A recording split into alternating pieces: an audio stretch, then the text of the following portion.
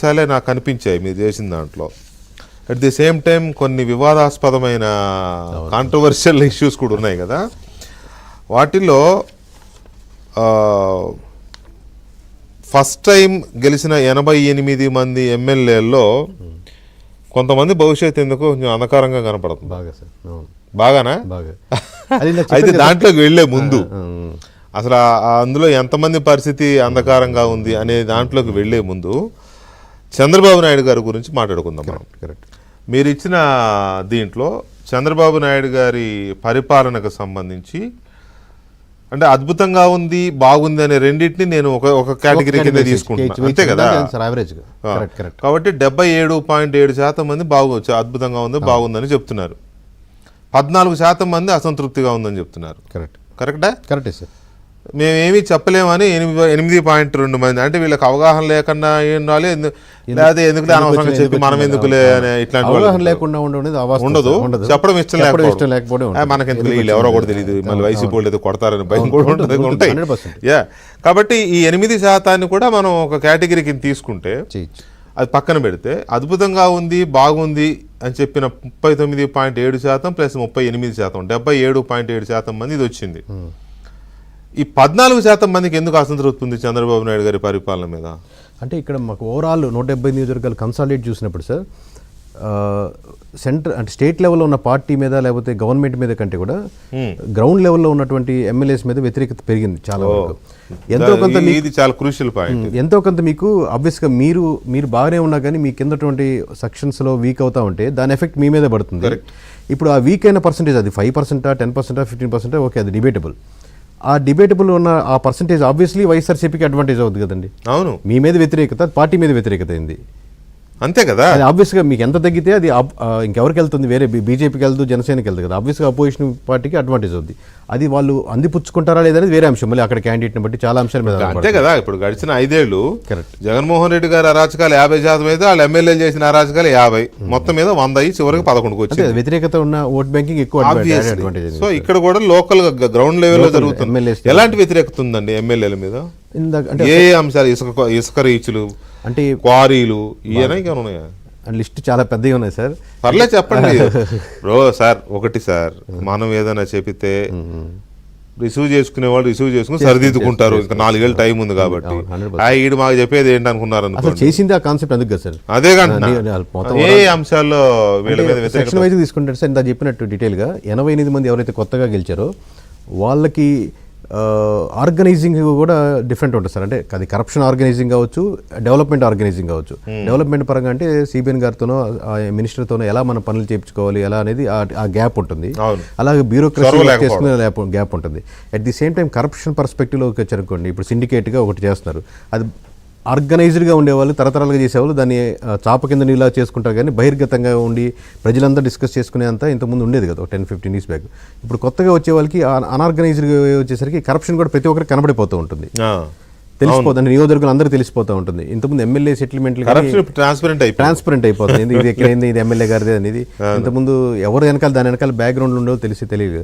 ఇసుక పరంగా కావచ్చు, అది చాలా మంది దగ్గర ఏంటంటే ఎవరైనా వచ్చి ఒక డెవలప్మెంట్ చేసుకుని 4 ఎకరాల ఫ్లాట్గా కన్వర్ట్ చేస్తే మాకు కంపల్సరీ ఒక ఫ్లాట్ ఇవ్వాలని అన్నాను.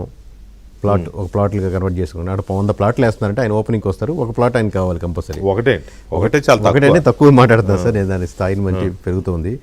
ఆ ఒకటి ప్లాటు 50 లక్షలు ఉండొచ్చు, ₹1,00,00,000 ఉండొచ్చు, బిట్లు పెరుగుతూ ఉండొచ్చు. సో ఒక పక్కేమో సిబిఎన్ గారు డెవలప్మెంట్ కావాలి, కంపెనీలు తేవాలని చెప్పి పెరుగుతున్నారు. ఒక పక్కేమో లోకల్గా ఎవరైనా వచ్చి ముందుకు వచ్చి కంపెనీ పెట్టాలంటే ఇక్కడ లోకల్ ఎమ్మెల్యేల నుంచి ప్రెజర్ పెరిగిపోతూ ఉంది, వాళ్ళు స్టెప్ బ్యాక్ అవుతున్నారు. అలాగే సిండికేట్ ఏదైతే అయిందో లిక్కర్ దాంట్లో ఆ పర్సంటేజ్ల మధ్య వివాదాలు కానీ, వాళ్ళేమో నైట్ టైము ఏదైతే మనకు బార్స్ ఉంటాయో బార్స్ వచ్చి పాతవి ఉన్నాయి. అవును, వాళ్ళేమో తొందరగా క్లోజ్ చేయించడం, వీళ్ళేమో కొంచెం కంటిన్యూ చేయించడం చూడడం, ఈ 7-8 మచ్చుకు ఎమ్మెల్యే అండర్లో పెట్టుకోవడం. అంటే ఇప్పుడు లిక్కర్ షాపులు గొడవలు అవుతున్నాయా బాగా? అంటే గొడవలు ఏదానికి లేదు. కొన్ని చోట్ల మీరు అన్నది కరెక్ట్, ఎమ్మెల్యేలు ఇన్వాల్వ్ అయ్యి వాళ్ళకి ఇప్పించుకుని. ఇప్పుడు మీరు ఎమ్మెల్యే సార్, మీ వెనకాలే 8 మంది అనుకోండి, 8 షాపులు మీవే డైరెక్ట్లీ. సో ఇలా వీళ్ళు 10 లక్షలు వాళ్ళు 20 అని చెప్పొచ్చు. సో ఇది కాకుండా బెల్ట్ షాపులు ఏమైందంటే గ్రామంలో షాప్ పెట్టుకుంటున్నారు, 100 రూపీస్ బాటిల్ అనుకోండి, వాళ్ళు 110 గ్రామంలో అమ్మేసుకుంటున్నారు. గ్రామంలో ఎంఆర్పీకి అమ్మట్లేదు, 110కి అమ్ముకుంటారు. అది డైరెక్ట్లీ ఇతనిచ్చే పోతుంది అకౌంట్. అక్కడ గ్రామంలో యాడ్ అడ్వాంటేజ్ అంటే సుబ్బారావుకు అప్పారావుకు కరెక్ట్ అయిన డబ్బులు లేకపోయినా కానీ ఆ నోట్ 110 రూపీస్కి ఇచ్చేస్తాడు, ఎందుకంటే గ్రామంలో తెలిసినాడే కదా సార్. కరెక్టే, అప్పుగైతే 125 రూపీస్. సో ఈ విలేజ్ లెవెల్లో నెగిటివిటీ పెరుగుతూ ఉంది. ప్లస్ జనసేనకి టీడీపీ మధ్య కార్యకర్తల మధ్య ఆర్గనైజేషన్ స్ట్రక్చర్గా కలవట్లేదు, ఎక్కడో గ్యాప్ పెరుగుతూ ఉంది. అది అక్కడ కావచ్చు, ఇక్కడ కావచ్చు, జనసేన గెలిచిన సీట్లు కావచ్చు, టీడీపీ గెలిచిన సీట్లు కావచ్చు. ఇప్పుడు మీకు సిబిఎన్ గారు, చంద్రబాబు, పవన్ కళ్యాణ్ గారు ఎంత ప్రతి ఒక్కటి ఆర్గనైజింగ్గా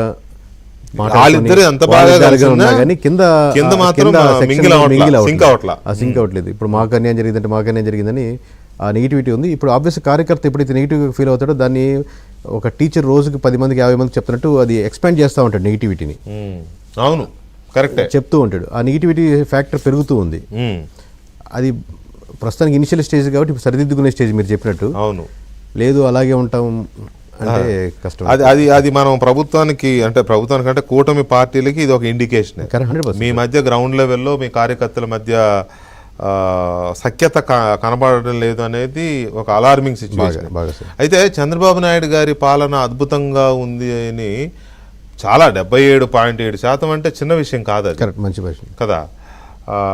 కానీ ఇది మీరు హై లెవెల్లో చూస్తున్నారు సార్. ఇండివిజువల్ 170 నియోజకవర్గాల్లో ఎమ్మెల్యే పరంగా చూస్తే ఇంక దారుణంగా ఉంటుంది. ఇది ఓన్లీ సిబిఎన్ గారి ప్రభుత్వ పాలన మీద అయితే బాగుంటుంది. అంటే మనం ఇప్పుడు మీరు చేసిన ఈ సర్వేలో ఆ పాయింట్ బేసిక్ గానే నేను అడుగుతున్నాను. కరెక్ట్. ఎమ్మెల్యేల స్థాయికి వచ్చినప్పుడు అది విడిగా మళ్ళీ వస్తుంది ఆ రిపోర్టు. అయితే ఇక్కడ ఒక నా క్వశ్చన్ ఏంటంటే, జగన్మోహన్ రెడ్డి గారు ఎక్కడ వెళ్ళినా కూడా వ్యతిరేకత పెరిగిపోయింది, ఏడాదిలోనే ఇంత వ్యతిరేకత అది ఇదని మాట్లాడుతున్నారు కదా. కానీ ఇక్కడ అది కనపట్ల. మరి ఇక్కడ మీరు ఇచ్చిన దాంట్లో చంద్రబాబు నాయుడు గారి పాలన అద్భుతంగా ఉందనే వాళ్ళు 80% మంది ఉన్నారు సుమారుగా 100% కదా. అప్పుడు ఆయన మాటలకి దీనికి సింక్ అవట్లా. అవును, అదే సార్. ఈ రెండు మనం వేరు చేసి చూడాలి సార్. ఇప్పుడు 80% ఓట్ బ్యాంకింగ్ ఎప్పుడైనా కానీ పార్టీలే ఉంటుంది సార్. ఒక 15 to 20% కానీ ఇంకా మహా అంటే 25% వరకు పుల్ చేయగలిగితే మంచి వాళ్ళు పుల్ చేయగలుగుతారు. కానీ most of the vote banking పార్టీలదే ఉంటుంది. సో పార్టీలది మీరు ఇందా చెప్పినట్టు లైట్గా 11 to 14% వరకు తగ్గుతుంది. బట్ ఇట్ కమ్స్ టు ఎమ్మెల్యేకి వస్తే దాదాపుగా ఒక 40 మంది ఎమ్మెల్యేలు, కొత్తగా గెలిచిన వాళ్ళ ఎమ్మెల్యేలు వాళ్ళకి పడ్డ ఓట్ బ్యాంకింగ్లో 30% నుంచి 20 నుంచి 30% వరకు ఇప్పుడు తగ్గుదల కనపడుతుంది. అది ఎక్కువ కదా సార్. Is it? అంటే అంత హ్యూజ్. అంతే కదా. చాలా మీరు చెప్తున్నది చాలా అలార్మింగ్ ఇది. ఎందుకంటే కూటమి ప్రభుత్వానికి యావరేజ్గా 60% ఓట్లు వచ్చినాయి. కరెక్ట్. కొందరికి 60,000 మెజార్టీ రావచ్చు, కొందరికి 90,000 మెజార్టీ రావచ్చు. మొత్తం మీద అయితే 56-57 వచ్చింది కదా.